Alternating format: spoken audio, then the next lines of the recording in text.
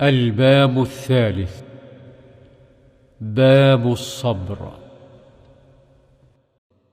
وعن أبي سعيد سعد بن مالك بن سنان الخدري رضي الله عنه إن ناسا من الأنصار سألوا رسول الله صلى الله عليه وسلم فأعطاهم، ثم سألوه فأعطاهم حتى نفد ما عنده، فقال لهم حين أنفق كل شيء بيده: ما يكن من خير فلن أدخره عنكم، ومن يستعفف يعفه الله، ومن يستغن يغنه الله، ومن يتصبر يصبره الله، وما أعطي أحد عطاء خيرا وأوسع من الصبر.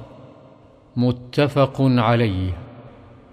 ابو سعید سعد بن مالک بن سنان خدری رضی الله عنه میگوید برخی از انصار از رسول الله صلی الله علیه و سلم چیزی درخواست کردند.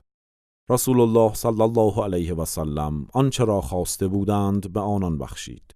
دوباره از او طلب کردند و پیامبر صلی الله علیه و سلم نیز آنچه را خواسته بودند به آنها عطا فرمود تا آنکه هر چه داشت تمام شد.